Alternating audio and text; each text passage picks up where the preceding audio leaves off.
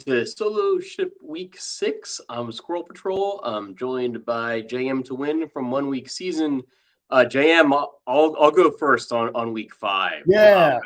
I don't think I've ever had a week where I was right on so much stuff and then still had a really bad week. I think I said, I think my hot take last week was HN would rush for 11 or 120 yards on 12 carries, and that would lower his rushing yards per attempt or whatever. And he went 150 on 12 carries, raised his rushing yards per carry. So I was right on the hot topic of the week or whatever. But ultimately just too much Anthony Richardson and too much Justin Jefferson. And not enough Jamar Chase. And so on these, it ended up being one of those binary weeks. It was just how much Jamar Chase do you have, and then everything else. Yeah, and at the same time, it takes one roster. I've had so many weeks where maybe I didn't have the best week of play, but I got that one roster that hit. And so I had 12% Jamar Chase. I was comfortable being underweight on him. And I've had weeks where, my 12% guy, if I get a lot of other things right, they line up on the right roster in some place, and I use that roster in a couple single entry tournaments, and it still ends up being a really nice weekend. But yeah, the way you described week 5 is like a mirror of my week, where it was kind of oh, I really didn't get anything wrong. I was underweight Jamar Chase, but I didn't really get anything wrong. Quarterback was kind of wrong for most people across the board. So my quarterbacks weren't great, but that was pretty common for most rosters. Didn't miss anybody who had a big game, and yet had 3 out of my 150 rosters finish in the money in the slant. So yeah, it was actually the easiest week of the season for me to turn the page on, because it was I didn't play poorly, and things just didn't line up for me this week, and turn the page to the next one. Yeah, I kind of go into NFL season knowing, Joe Mixon week last year, that there's going to be some weeks where I'm a little bit, or maybe even dramatically, under the field on somebody that just goes berserk, and it's not going to be my week. And sometimes it can be because I'll do 150 lineup set, and I'm very rarely completely fading players. Exactly. Yeah. Any amount of ownership. So it's I wasn't dramatically under the field on Jamar Chase. I just didn't have him on the right rosters, and that ultimately sucked my week. Yeah, same thing. And we live to fight another day. It helps when you have we both had a good start to the season. So then that just reminds you it was easy for me to say, okay, did I do anything differently in week 5? Did I mail it in week 5? Did I change my process? Was I looking at different things? Was I overthinking things, underthinking things? And I was I followed the same process. It just was one of those weeks. You have them, and makes it easy to be cool, well, just move on to the next one. Yeah, absolutely. This week, I'm a little bit surprised, just looking around at some of the content this week, that I think there's a big story of the week, and it's not really, nobody's presenting it as a big story. I think the overriding story this week that most people are talking about is well, you've got a bunch of games that have about the same point totals, so that makes it an interesting week and a difficult week. I always look at implied point totals more than game totals. And I think the Dolphins are standing out above everybody else. And I'm surprised that we're not talking about more Dolphins chalk and how do you get off the Dolphins? If anything, I think the Rams game seems to be more popular. And I think the story of the week is that the Dolphins have an implied point total that's I think 10% higher than any other team on the slate, which second is the Rams. I think it's 25% higher than the third highest team, which I think is the Jaguars. And then you have a bunch of teams that are kind of floating around, even going back and forth in 24 or 24 and a quarter or 24 and a half. I'm going to be jamming my rosters full of Dolphins players this week and trying to figure out everything else after that. I don't normally have that strong of a take on a week, especially on a Friday. Interesting. So when you're jamming in Dolphins, that's really 3 guys, right? Okay. Well, so I think it's obviously Tyreek Hill and Jalen Waddle. There are the receivers. Don't really have a ton of interest in anybody else. Although I think Chase Claypool, I haven't even looked to see if he's eligible on the slate yet. But I remember reading some quote about Chase Claypool and thinking, well, that would be an interesting really low owned 150, 1 in 150 kind of play. And then it's Raheem Mostert. And then I'm interested in Jeff Wilson if it looks like Wilson's going to get activated. If Wilson's not activated, I would have some interest in Ahmed or Salvon Ahmed. Yeah. Salvon Ahmed. Yeah. And then Tua's not really getting talked up that much. I mean, I think Matthew Stafford's going to see a ton of ownership. And then I think you'll see, especially some of the cheaper quarterbacks on DraftKings, the $5,000 guys, they'll get some ownership. I think Joe Burrow will see a lot of ownership. I don't see why people would play somebody other than Tua. I mean, I'll have plenty of Matthew Stafford on my 150 set. Like I would think that the week would start and end with the Dolphins and Tua, and people just aren't going there. And I know it could all be running game too, but it could also be Tua passes a yard to Mostert, who then runs for 80 yards. Yeah. Yeah, I mean, I think that's an interesting angle. I haven't been super hung up on the Dolphins myself. I think that, there's been talk in our group text thread on OWS, me and Hilo and Mike and Zandomir, of a couple of them have been like, oh, you got to play one Dolphin on every roster this week. And I haven't really been gravitating toward that myself because it's hard for me to see, not hard for me to see. It's easy for me to see the ways that the expensive pass catchers don't exceed, go well over 30 points against a really good Panthers pass defense. Now, the argument that I've made on the other side of that in my head, kind of working through the spot, is there's a difference between, as I pointed out throughout the season, there's a difference between being the Patriots pass defense and seeing this Dolphins team for the third time, or the Bills pass defense seeing this Dolphins team for the fourth time since the start of last season, and being the Panthers pass defense. And yes, you're a really good pass defense, but you're seeing this speed in real time for the first time. It can be harder to adjust to that. So yeah, I could see it's just, for me, I guess it's funny because I came into this thinking there's a spot that I'm on that I thought that you were going to be very much in sync with me on, which you might be when I get to it, but it's easy for me to see Hill having a solid game, but it's hard for me to see the Panthers keeping pace. So it's hard for me to see them throwing enough for Hill to get to 35 or 40 points. And then with Mostert, I like Mostert a lot, but we know that the volume is less predictable than it seems, which is why you said Jeff Wilson and Salvon Ahmed. That last year there were games when Jeff Wilson saw more snaps and more touches than Raheem Mostert. And so I'd kind of like it if Wilson's healthy, because it would feel like, well, they're the ownership on Mostert might go down a little bit, but then these guys are coming back from injury, so Mostert still probably sees 65% or something like that. But no, I mean, Mostert's on my list, Tyreek's on my list. I don't gravitate toward Waddle as much as maybe you do or some other people do, but wouldn't argue against him. But they're also not my starting point on my rosters this week, I guess, is the way I'm looking at it. So yeah, I like that. I like it because typically we come together and we're very much aligned on how we're attacking things. And then you'll have that little 5%, 8% that I'm like, oh, I hadn't thought of that, and I'll pull it in. So this is a big block that I'll have to kind of pull into my thoughts and see how that fits with how I'm seeing things. I think they just might be doing something that's transformative in the NFL. Where I did a show with Blender this morning. He described it as watching, maybe the Denver game, the game against Denver, where it looked like a lopsided college football matchup. And that's actually the perfect call, because those lopsided college football matchups happen because one team just has physical abilities that the other team doesn't have. It might be a powerhouse Division I school against a school that's not investing as much in their football program. But the Dolphins have created those physical mismatches in the NFL with their speed.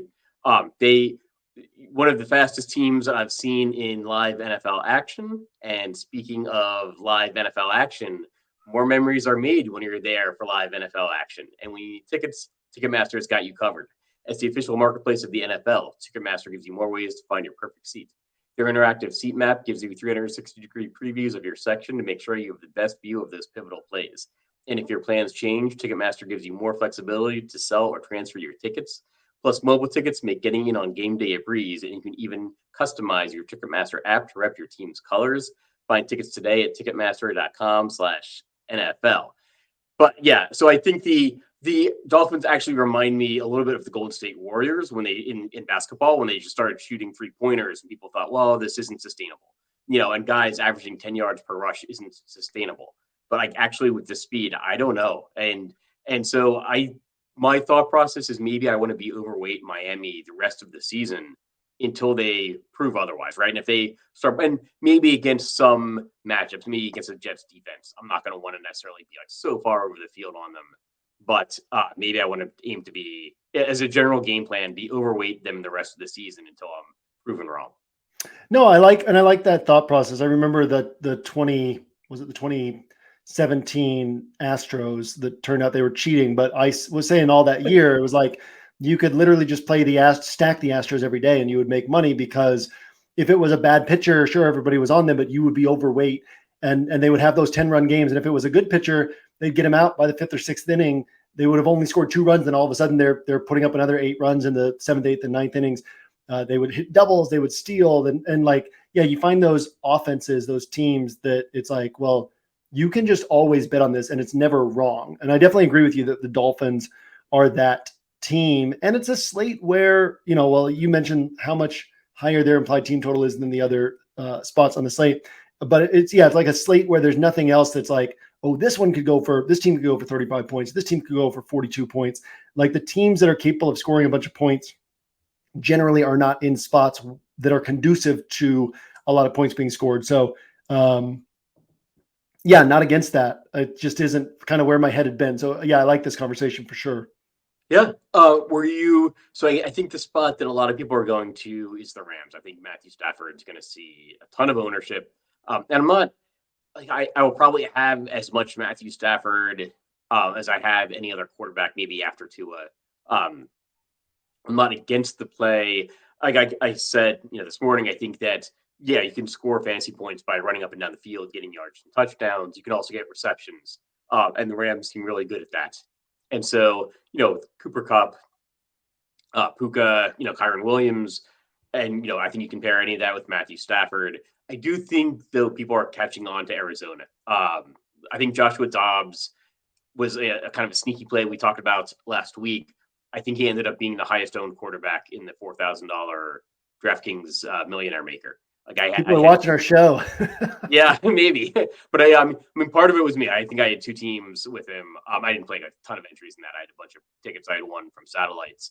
Yeah, I played 2 Joshua Dobbs rosters. But then actually my highest cashing team was a Matthew Stafford roster. That of course had a Jamar Chase run back. So I think it actually touches. I think the 2 popular teams are going to be the Rams and the Bengals, which I'm not against. I don't have like a bunch of negative things to say about them. But to whatever extent it takes away from Miami ownership, that's fine with me. Yeah, I mean, they're in the same category in terms of what those quarterbacks are. They're same as Tua, right? They're pocket passers. They might pick up 1 to 2 points on the ground. They might pick up 0 points on the ground. So it's all about how many yards and touchdowns do they get. So if you take away game environment and the potential that the Dolphins just blow the doors off of the Panthers, is Tua, take price tags off. Like, is Tua likelier to put up 300 yards and 4 touchdowns than these guys? Yeah. Like, is he likelier to put up 300 yards and 3 touchdowns than these guys? I don't know that he necessarily is, but in terms of like how many, if we played out this slate 100 times, how many times would Tua throw for 4 or 5 touchdowns compared to these other guys? I think that he would do that more often. So yeah, I see that argument. Like, I think that the likeliest outcome, Stafford and Burrow are very sharp plays. But in terms of like, what are the outlier outcomes? You're not probably getting an outlier outcome where Burrow's throwing for 5 touchdowns or where Stafford's throwing for 5 touchdowns, whereas you could get that with Tua for sure. Yeah, it is interesting. There's not a ton of rushing quarterbacks on the slate this week that I can think of. I think Justin Fields is the guy, but I think there could be some weather in that Minnesota-Chicago game, and so I think I'm going to be under the field on that.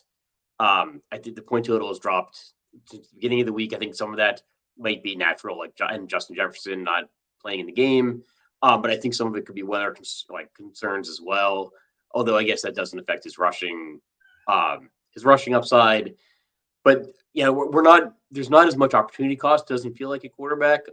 There's also Jalen Hurts, but he's facing a Jets defense, and he's the most expensive quarterback on the slate. So I think I'll end up over the field on Jalen Hurts. I don't think he'll see as much ownership as is currently being projected because of the game total and because of the implied point total on the Eagles is a little bit lower than it usually is. And so I think I'll play Jalen Hurts probably what I'm seeing his projected ownership as right now, and I think I'll be over the field on him. Yeah, I think Hurts is interesting. I think, again, I asked the question, what are his chances of burying me? What are his chances of going for 35? Or what are his chances of, if he's on my roster, me burying people who didn't play him? I think obviously you've got to say pretty low against the Jets defense, but he can still get there. The guy I haven't heard you mention that I thought we would be in sync on is your boy, Desmond Ridder, playing against a Washington defense that's bottom 3 in pass defense DVOA, pretty solid against the run. We know that they like to run the ball, but Desmond Ridder has 31 or more pass attempts in 4 consecutive games, including games of 37 and 38 pass attempts. We know that he can add some rushing upside, has a game with 10 carries for 39 yards and a touchdown, has a game with 10 rushing yards and a touchdown. And, Drake London fundamentally is one of the most underpriced pieces on the slate, as are the tight end, Jonnu Smith in particular, but Jonnu Smith and Kyle Pitts. So I think that's an interesting spot. That and the Josh Dobbs spot are ones where it's like, oh, these guys, like, it wouldn't shock me if we come out of the weekend and Tua threw for 302 or 303 and has about 27 points, and Hurts has about 25 to 27 points. And one of these cheap guys with some rushing upside ends up putting up 25 points for way less than salary and opens up a lot on your roster. So I like the angle of hitting on Dobbs, hitting on Ridder this week as well. So yeah, Desmond Ridder did me wrong on the Detroit game. I'm having a hard time going back. I will say that when we're out of sync on something, I will say it's almost always a FanDuel versus DraftKings bias. Because I think you're a little bit more on DraftKings. I'm a little bit more on FanDuel. I think Ridder is 6,800 on FanDuel, and I just don't see that kind of upside. It's possible. It's a game a couple people have brought up to me, as a game that could go over its total. It's actually my pick on the RotoGrinders expert survey is the game that could go over its total by the most points. But I could also just see like Atlanta isn't going to throw the ball if they don't have to. So it could be, I like playing Bijan Robinson and the Atlanta defense being over the field on that. And I'm sure I'll have some Desmond Ridder, especially on DraftKings in like my multi-entry build. It's just tough on FanDuel, and he's going to score better on FanDuel. But he's also just relatively more expensive on FanDuel, whereas that like 5,000 price tag on DraftKings when he hits, and if he's getting like rushing yards and a rushing touchdown, and he's connecting with Drake London, and Drake London's always way too cheap. But like Drake London can also see 0 targets and 0 receptions because the Falcons are just going to run the ball unless you force them to do otherwise. And I don't know that Washington can force them to do otherwise. Yeah, I mean, I'm looking at it like I think that it's easy to perceive Washington versus Atlanta the way we would have perceived it last year. But Washington is by far one of the most aggressive offenses in football this year under Eric Bieniemy. And 3 out of 5 games for Washington have combined for 60-plus points. 4 out of 5 games they've allowed 30-plus points to their opponent.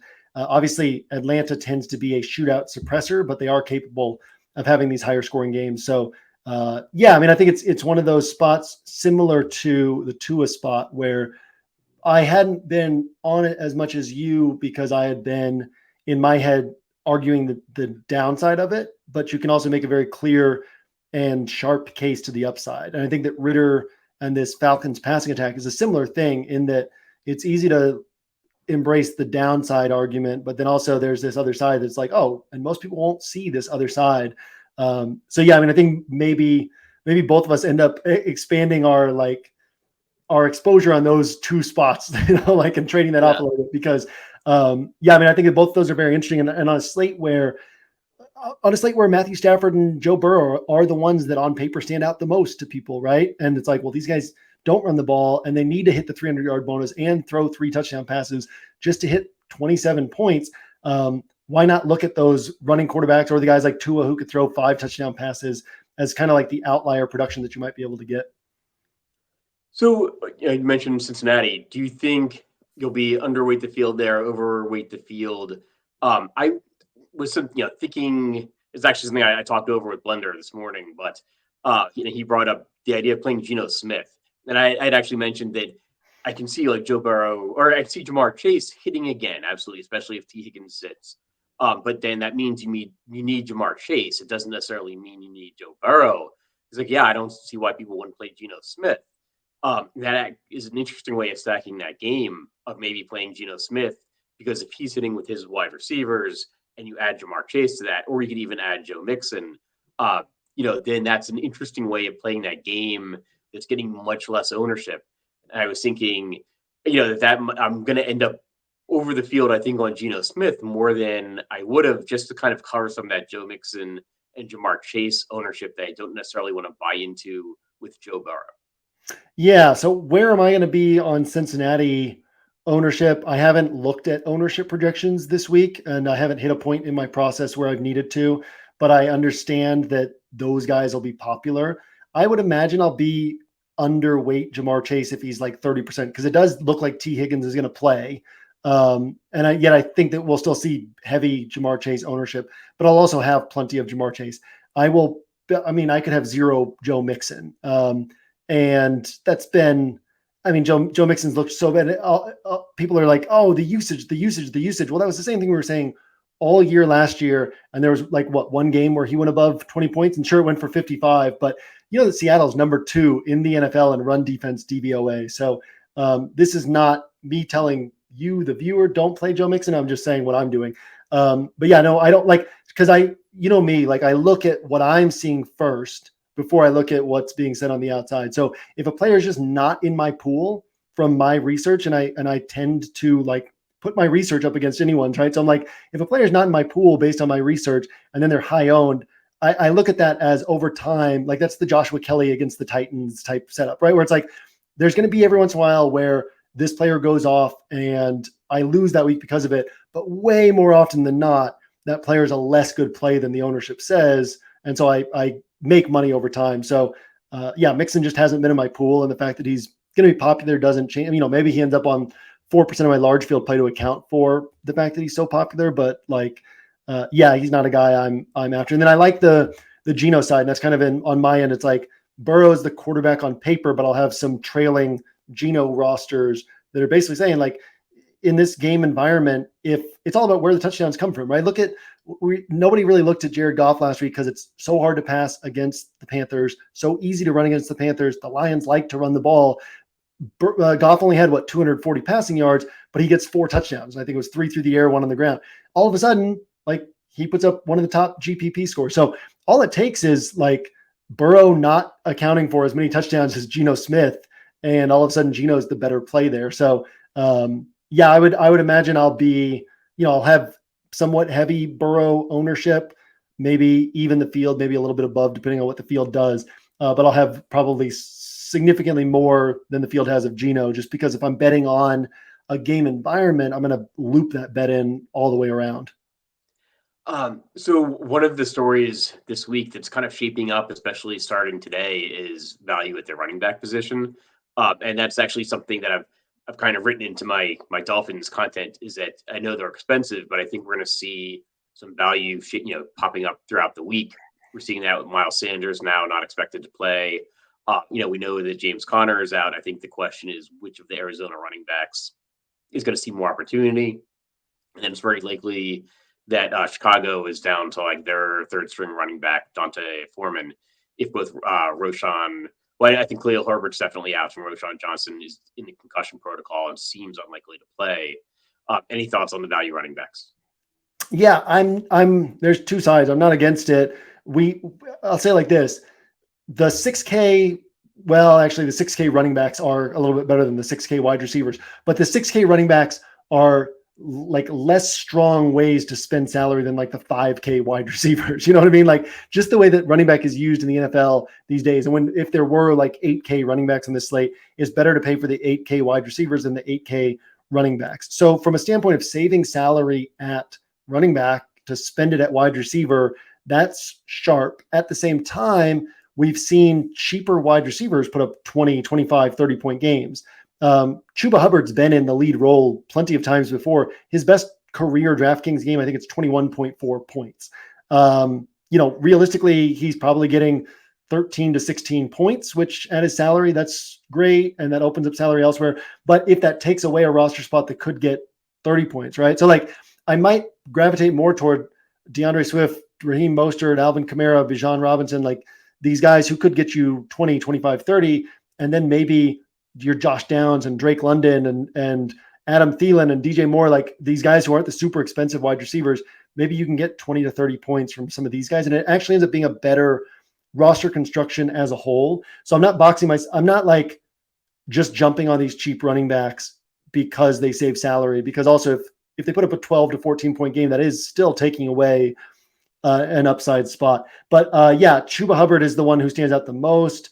Deontay Foreman, you got to rely on obviously touchdowns and yardage, so that's a harder sell, but he's fine. And then if Keontae Ingram is out, I like Imari DeMarcado quite a bit because he'll step into that James Conner role. If Keontae Ingram plays, then you're like, it's a backfield that's typically going to score 20 points or less, split between two guys. You don't really know how the split's going to work out. So that one's not as appealing to me if Keontae Ingram is active. You got any thoughts on those spots that kind of are different from mine? I'm probably a little bit higher on Chuba. He's pretty cheap. I mean, he's I think 4,300 on DraftKings, and I think below 6,000 on FanDuel. And if he's getting like most of the work, like that's a pretty good price for a running back that I feel pretty confident is going to get a lot of the work. Arizona, I'd like to be higher on the guys, but there's two of them. So, Yeah. and we don't know where it's going to go. And it's a situation where historically I feel like they have given more of the work to one running back, but we just don't know which one it's going to be. And it wouldn't be surprising to me if it's one of those situations where the coach is talking up one guy, he sees the first series, the second guy sees the second series, does well, and it's just him the rest of the game. And the starter that everybody's on is the guy that puts up 3 points, and then the backup puts up 20. It's like, oh, we should have known. So that's a situation I'm likely to stay away from unless it really does come down to one running back, in which case I might have some interest there. And then I could end up seeing myself playing like a double running back value build because there's actually not a lot of value at wide receiver this week. It's basically Robert Woods, who I'm probably going to be playing a lot of because he's like 3,800 on DraftKings, and it looks like Tank Dell is out. And after that, there's not a whole lot of value at wide receiver. Yeah, I mean, I think Josh Downs is a really sharp play. He's averaging 9.7 pre-touchdown DraftKings points per game, which means that he should be priced in about the 5K range. Gardner Minshew is going to be able to get him the ball. So he's a sharp play, I think sharper than Robert Woods. Nothing against Robert Woods. Curtis Samuel also, based on what he's done so far this season in the Eric Bieniemy offense, he actually should be priced in the low 5K range, and he's still priced at 3,700. Rashid Shaheed can always hit for a big game. So there are some other guys who are interesting. Jonathan Mingo has been on the field basically every snap when he's been healthy. He has games of 5, 6, 7, and 8 targets, only averaging 6.1 pre-touchdown DraftKings points per game, hasn't scored a touchdown yet. So he's a little bit more thin, but yeah, I do think there are some value pieces. And with Robert Woods, he's still the number 3 in a bad matchup because the season started. Now Noah Brown is healthy. The season started with Noah Brown as the number 2. And my bold call in week 2 was that with Noah Brown hurt, Tank Dell wasn't giving back the starting job. But it's either going to be John Mechie, who they're going to say he's ready, which then he would see more looks than Robert Woods, or it's going to be Noah Brown because he was the starter to start the season. So yeah, no, I don't mind Robert Woods, but I think that his ownership is going to be inflated above his likeliest output. But I mean, I think there's probably a little bit more value. KJ Osborne, 4,400. Drake London, 4,800, where you're not getting all the way down to 4,300 at Chuba, but there's a little bit more value at wide receiver maybe than the field will give it credit for, and guys who could outscore Chuba. So I don't mind that roster construction approach and maybe getting a couple running backs who could score 25 to 30. At the same time, no, I'm not against Chuba Hubbard. I just think that there's like some interesting angles to play around with in terms of how you put these rosters together this week. I'll have some Chuba, but I like the idea of double pay down because then you're getting really unique and you're able to sort of jam in multiple of these 8K guys. And then, maybe some of the 5 and 6K guys who are still underpriced for where they really should be. Jonathan Mingo down as a value piece sounds like an interesting run back for my high priced Dolphins. There you go. Yeah. So another game I wanted to touch on that 2 of the most disappointing teams in the league so far, but one of them has a very concentrated offense. One of them might have no offense at all. The Patriots and Raiders. Do you see yourself getting to a lot of Josh Jacobs, Devontae Adams, Jacoby Myers, and Mac Jones. And Mac Jones. I've built a couple Mac Jones rosters that I like, and I have to balance that and be like, well, like Mac Jones isn't going to run, so he needs the 303 or at least the 302, but ideally the 303. But he's coming off games against three of the top defenses in the NFL, in New Orleans and the Jets and the Cowboys.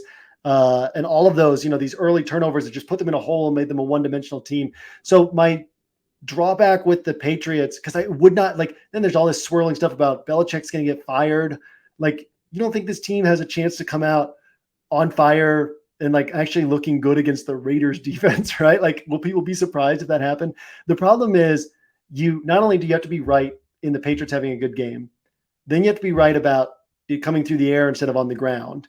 And then even if you get both of those right, you have to guess, like a team that spreads the ball around, you have to guess the guy who will actually get the usage. So it's like you could get the bet right that the Patriots surprise people, and then that still leaves your roster in the dust because of how many other things have to fall into place. So there's a lot of guesswork on that play. But I do like that game. I think that, just Jacobs from a usage and talent standpoint, I don't like taking offensive pieces against the Patriots, especially running backs, but from a usage and talent standpoint, he's interesting. Jacoby Myers is interesting. Devontae Adams is interesting. The Patriots side of the ball is interesting. So, yeah, I don't think I'll be super high on it, but it's I don't think it'll creep onto my single entry 3 max builds, but it is something that I keep kind of playing around with. So just one last game I wanted to touch on. I think it's interesting. I think it's the second highest scoring team in terms of points per game. I have not seen a bit of content on the San Francisco 49ers. And obviously, there are 10-point favorites. The problem is it's a very low good game total. They're playing a Cleveland team that will probably be starting PJ Walker. And the issue is that we would gravitate towards the running back and Christian McCaffrey, and he's incredibly expensive. Do you see yourself getting to any San Francisco players, or is it simply a matter of they're not going to score enough points to justify the price tag? I mean, I think they could score enough points to justify the price tag, because it's like short fields and all of a sudden they've got 30 points, but then it's like, do they add the yards and the receptions, in PPR scoring? Do they pass enough for the yards and receptions to be added to the touchdowns for it to really be worth chasing there against a defense that ranks first in pass defense DVOA, third in run defense DVOA? I am not crossing the 49ers off my list, and that includes in single entry 3 max play. So yeah, I haven't found a way to gravitate toward them on rosters, but it's also like, well, here's a team that could score 35 points and people just won't be on them. So I think that's a very interesting spot. That'll just about wrap it up. Any final thoughts for the week? No, we didn't get to our hot takes. So hot takes. I got one. I just came up with it, as we were starting the show, but I'm going to say that that eventually people will be paying $6,700 for Adam Thielen, and they'll be happy to do it. So that's my it's $5,900, right? People it's hard to, when the prices are going up, and he's a 32-year-old guy who looked pretty dusty last year. But yeah, I think his price tag still has room to go up. It's another Dolphins run back. There you go. My hot takes are getting colder and colder as the season goes on. But I'll just say I think the Dolphins put up 35 points, 5 touchdowns, and lower their season scoring average from 36.2 down to 36 even. I like it. All right, that'll do it for week 6 of Solo Ship. Good luck to everybody, and we'll see you next week.